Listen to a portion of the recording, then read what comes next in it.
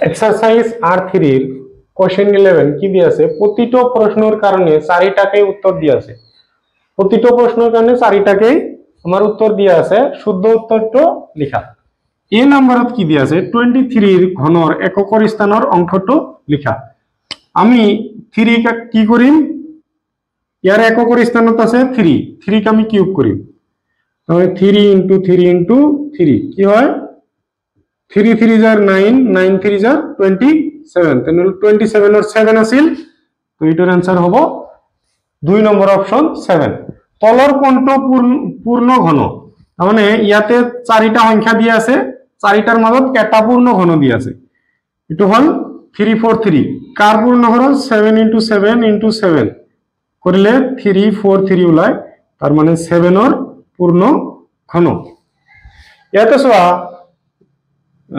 ঘনমূল উলিয়াব দিছে 1000 এর কি হবো ইয়ার মান কি মান হবো আমি জানো হেকত শূন্য থাকিলে কি হয় শূন্য হয় আর প্রথম চারিটা ডিজিট যেহেতু দিয়া আছে ফার্স্টর সংখ্যাটো যদি 8 তকৈ সৰু হৈ যায় তেনহলে 1 হয় তেনহলে কোনটো অপশন হবো 3 নম্বর অপশন ইয়াতে কোশ্চেন দিছুয়া যদি m n এর ঘনমূল হয় তেন্তে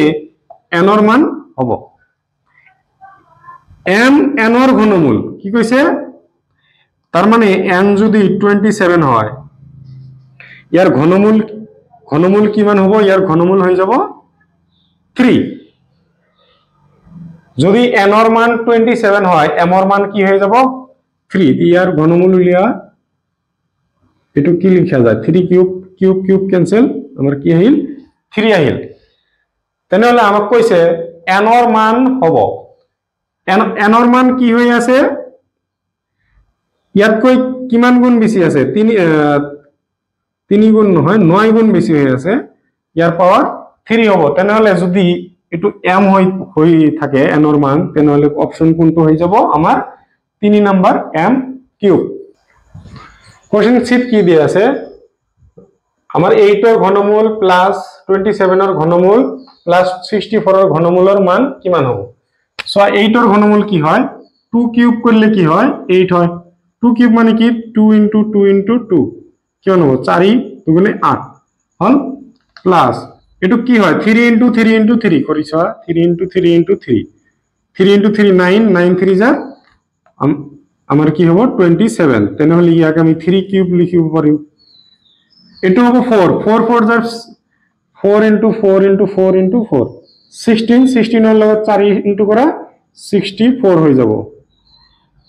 তাহলে কিউব আর ঘনমূল কি হবো ক্যান্সেল কিউব আর কিউব রুট ক্যান্সেল কিউব আর ঘনমূল ক্যান্সেল ইয়াটা হল কি 2 + 3 + 4 প্লাস করা 2 আর 3 5 5 আর 4 9 তাহলে অপশন 4 ভিডিওটা যদি চাই ভাল পাইছা তাহলে এটা লাইক করে দিবা আর চ্যানেলটো নতুন হলে চ্যানেলটো সাবস্ক্রাইব করে দিবা